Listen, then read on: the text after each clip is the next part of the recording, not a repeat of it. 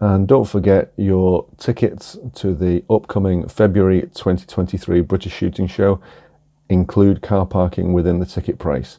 As always, this video is entirely honest, independent, all my own thoughts and observations, but I must mention and thank Ian Blackwood of Blackwood Outdoors for very kindly lending the HIKMICRO Alpex A50T to Bruce and in turn to myself, thus allowing me to do these videos. This is the unboxing and also IR adjustment and coverage video. There'll be more coming soon, including direct comparison with the PARD008S-LRF daylight, dusk, nighttime footage. There's some rabbits in a very conveniently within between 20 and 180 meters in a caravan park, and also some IR testing. Cheers. Hi there everyone, Russ Douglas 222 again. Something a little special suddenly this week. I have the HIKMICRO Alpex A50 day, dusk and night scope, and eagle-eyed amongst you may spot just behind me here a Pulsar Thermion2 LRF XQ50 Pro. It's a bit of a mouthful. That's a thermal scope, 384 by 288, 12 micron. I'll be unboxing that very soon and testing that this week as well. But first, we have the brand new HIKMICRO Alpex A50. Very nice presentation case with a rubberized handle. I'm just about to turn the camera around and film an unboxing. But one thing that surprised me, this fella's 1.3 kilos all in, and that includes with a spare 16340 battery in the top turret as a backup. The Pulsar's 1.2 kilos exactly, with an APS-2 battery backup in the top turret. So I had to double check that because I was under the impression for some reason that the Pulsars were heavier than the Alpex. I'll have to pop on screen here somewhere the weight of the Pulsar C50, which is the actual sort of Pulsar equivalent of this scope. These two are not competitors. That's thermal. This is a day, dusk, night vision scope. So this is HD color in daylight, but sadly at the moment, apart from the fact that nobody's lending me one in a hurry, the Pulsar C50 is kind of unavailable in the country. There's just none available at the moment. So here's the HIKMICRO Alpex, and coming in a few days, hopefully, will be the PARD DS35, which I'm hoping to compare side by side with the Alpex, and the DS35 is PARD's day, dusk, night scope, and I believe that might be a bit lighter as well, but not to be outdone. If you're after something a little bit lighter than this that performs well and includes not only IR illuminator but can include a laser rangefinder, then keep an eye out. Being released soon, I haven't got one yet, I wish, will be the HIKMICRO Cheetah, which is available in several variants with IR illuminators of either wavelength and with or without built-in LRFs. I believe they're quite a bit lighter than this. I'm just waiting for HIKMICRO to send through the weight. Anyway, onto the Alpex unboxing. You'll have seen this already in action when I did a recent rat shoot with the help of Stuart from Vermin Control Scotland. Hi Stuart. And teamed up with Robin of Robin Foxter fame. Robin on that night was using an Alpex. If you watch his two videos from a couple of weeks ago of that dusk and then nighttime rat shoot, you'll see him using the Alpex. Here we go. So we have a very nice sturdy carry case, twin zippers, rubber carry handle, and yep, we have D-rings left and right for carry straps.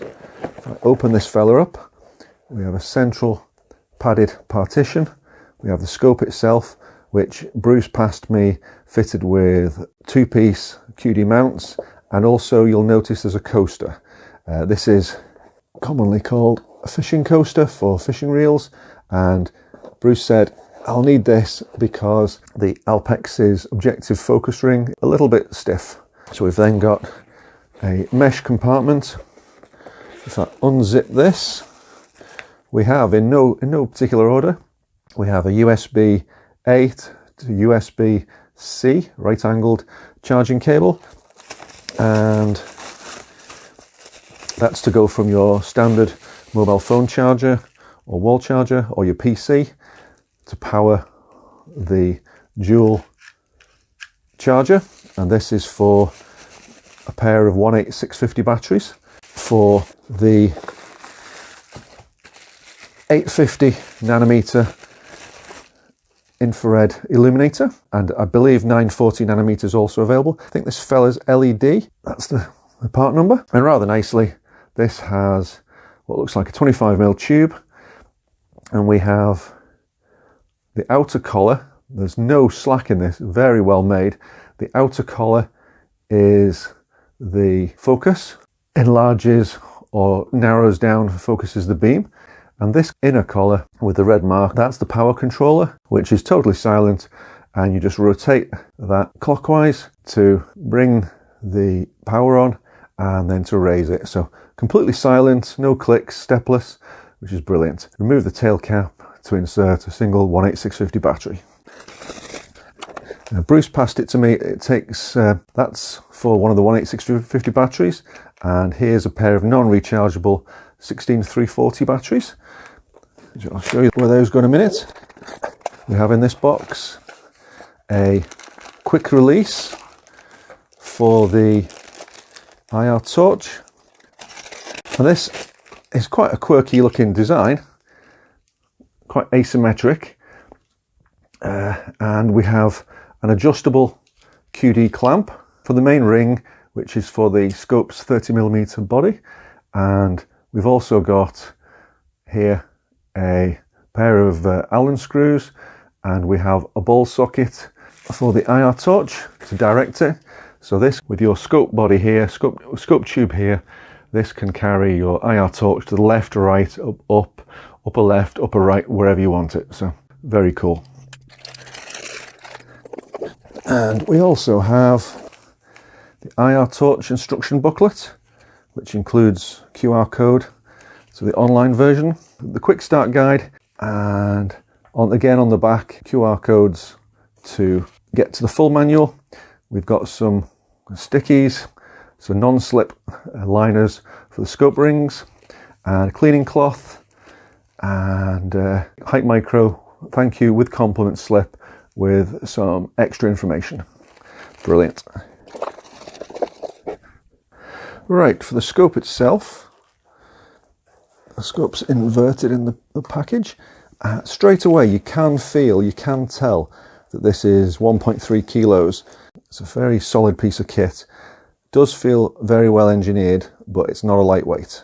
I'll be using this mount for testing at the harbour and the shoreline, hopefully soon in another location, to bring you some dusk and dawn and daylight and after dark footage. Before I do that, the scope itself, as I mentioned, the objective focus is a little on the stiff side. So Ian Blackwood, when he supplied this to Bruce on loan, also supplied one of these coasters, which, as many of you will know, fits over the focus collar. You tighten it up in whatever position you like the pop-up to be, and then you've got very, very easy fingertip focusing. So the quick rundown, we have a power button, we have a recording button for quick press, I believe is photographs, still images, and a longer press for videos. We've got a tiny hole, which is a quite sensitive microphone. We've got an M button for modes to swap, I believe, between daylight and nighttime use. We have the left button, it's slight presses, and it's a jog dial. This is your zoom wheel, and it does move a little bit on the free side. There's not a lot of resistance there at all. In fact, there's almost no resistance. But that's your jog dial for push buttons for menu access. Flip through the options and push to accept. The upper cap, quite a stiff cap, this one. And there we have a single CR123A, so that's non-rechargeable, but the rechargeable would be 16340. And straight away you can see the amount of metal in this brass surround. This is one very well made piece of kit. I'll pop that back on.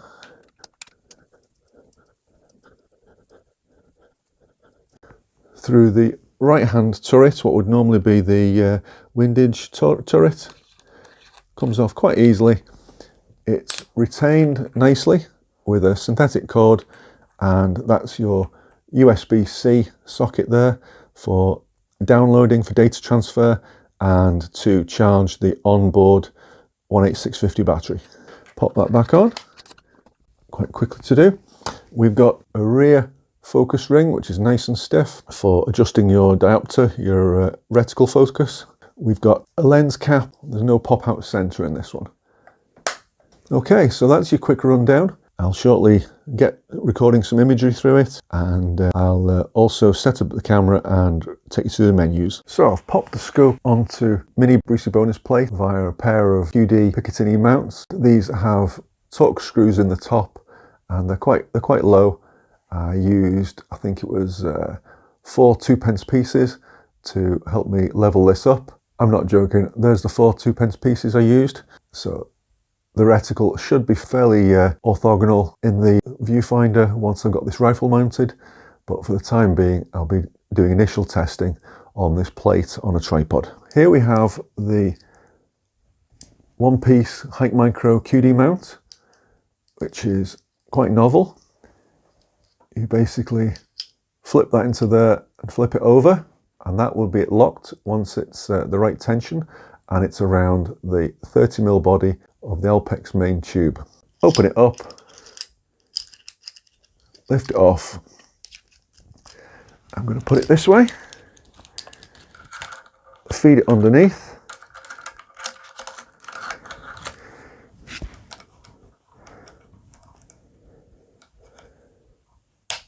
into there, and a little bit of stiffness there. I haven't tightened it up fully, but I've got it set so that if you imagine this rifle mounted, I'm going to have it so that the tube of the IR illuminator is about here, so I can adjust the power so it won't interfere with either the objective focus or the control turret for the zoom. There we've got the quick release mount in place. I took off the end cap of the IR illuminator, slid it through the other end of the figure 8 clamp and popped the end cap back on, and then tightened up the 2 Allen screws. Once this is rifle mounted, I'll be able to use this ball socket joint to direct the torch left, right, up, down, and get it centered over the crosshairs at my chosen 0 distance. Here's a better view of the Alpex, and if I just loosen these 2 screws slightly, you can see the pivot, horizontal and vertical, of the pretty clever figure 8 mount, which has the quick release. Let's say you were happy with it there, just tighten one up and then the other, just nip them up, and that clamp should maintain the IR torch's alignment with the reticle even when you use the QD to dismount this, to pop it in the whole thing in your gun slip once it's rifle mounted. Coming in this very video, I'll test the Alpex on a tripod mount, get a little bit of nighttime footage just to start the review off before I rifle mount it and give it a proper test. Okay, that's the HIKMICRO Alpex A50T. T for the fact that it includes an 850mm IR illuminator, and the TN is the 940nm illuminator. Anyway, right now I've just aligned, and this is using the HIKMICRO's IR illuminator. This, I'm looking at 50 meters, and the IR torch is on full. If I concentrate the beam further with the front focus ring, you'll see the beam narrows down, and then you see the very rough shape of the VCSELs, which unusually isn't it's a full square, so that's unusual. And the lens cap is fully open. But anyway, you can see this is excellent. If I back it off, if I flare it out till it fills the screen, there we go. So that's 50 meters, and if I also then turn it down, I can turn it down significantly, and that would still, off, so, and then it clicks on there. Let's get the focus crisp for 50 meters. Right, okay, so that's with the supplied IR, and having tightened up the 2 Allen grub screws with my Allen key, I can use the QD mount, take that IR torch off anytime and put it back on, and without loss of alignment of the IR. Didn't get a chance to do this the other day because I forgot to take the IR last night down to the caravan park. This is not rifle mounted. This is still on the same mount as the PARD. And let me just switch the PARD on. This is the PARD008S-LRF. Instantly recording. Let's pop it onto night vision mode. And interesting. So the PARD is not great at IR. So let's turn the HIKMICRO's IR illuminator power up and see if it improves things on the PARD. It does a bit. There we go, focus on that. But you can see the HIKMICRO's view is much better than the PARD's. The PARD's is quite grainy. So, and let's just check the range. 46 meters, 49 meters. So 49 meters is to the bottom of the embankment. So that's with the HIKMICRO's illuminator. And if I turn the HIKMICRO's illuminator off, turn it right down, and then off, and then pop the PARD's IR illuminator on level 1. That's cool with the hike, with the Alpex. PARD up to 2, still cool.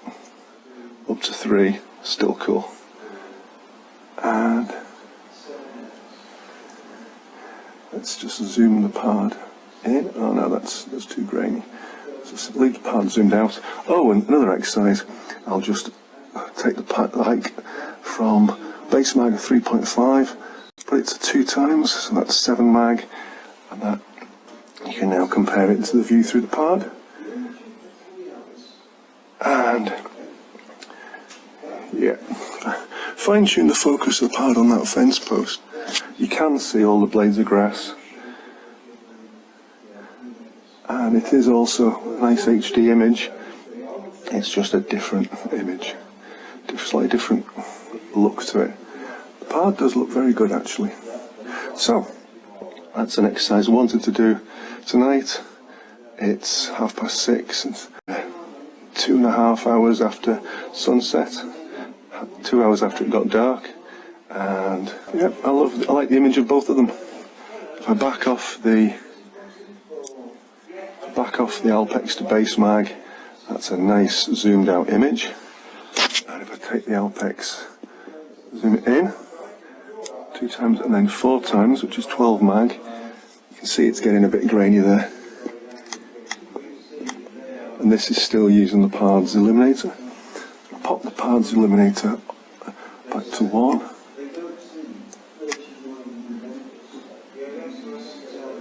Actually lit off. And pop the Alpex's IR illuminator back on. Turn it up a bit.